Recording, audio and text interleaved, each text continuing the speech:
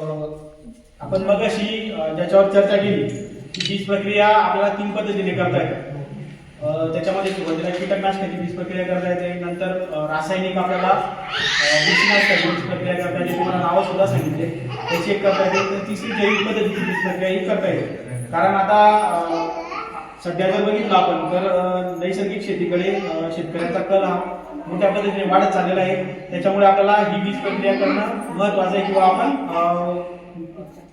निसर्गाची अनुरूप असल्यामुळे आपण या गोष्टीचा आधी अवलंब करू आणि ढगाळ वातावरणामध्ये सर्वात आधी जर फायदा होत असेल तर जैविक पद्धतीने बीज प्रक्रिया असतो. तर जैविक पद्धतीने बीज प्रक्रिया करत असताना आपण ट्रायकोडर्मा विरिडी या जैविक बुरशीनाशकाचा वापर इथं करणार आहोत. कांद्याचं मुळे आपण इथं प्रतिकात्मक स्वरूपात घेतलेलं आहे.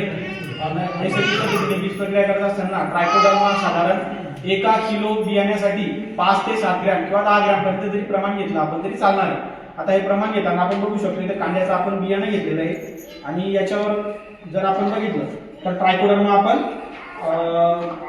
अंदाजे 5 ग्रॅमच्या आसपास आपल्याला टाकायचं आहे.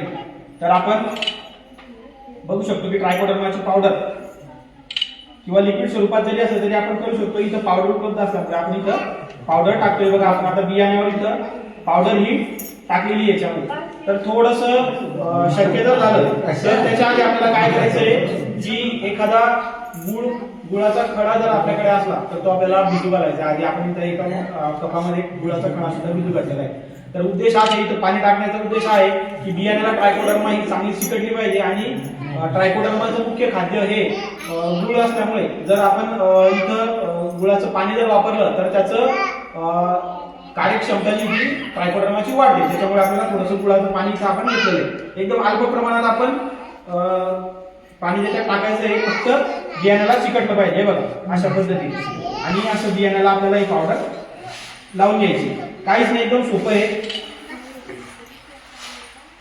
अशा पद्धतीने पावडर ट्रायकोडर्माची आणि आपलं बियाणं थोडस एकजीव कसं होईल या पद्धतीने आपल्याला हळूवारीचं हे सोडायचं नाही. जास्त जोरात ज्याला बियाण्याला पावडर सोडायची नाही. कारण काय, जेणेकरून जास्त जोरात जर बियाणं घासलं गेलं तर कदाचित उपनीला अडचणी येऊ शकते. त्याच्यामुळे आपल्याला हलक्या हाताने हे करायचं आहे. असा पातळ त्याचा थर लावायचा आहे आणि साधारण एक 10 ते 15 मिनिटं सावलीमध्ये हे वाळू द्यायचं आहे. नंतर आपण हे बियाणं पेरणीसाठी वापरू शकतो. फक्त सर्वांना विनंती आहे की कुठलीही बीज प्रक्रिया करत असताना हातामध्ये हँड ग्लोव्स रबरी हातमोजे घालणं गरजेचं आहे.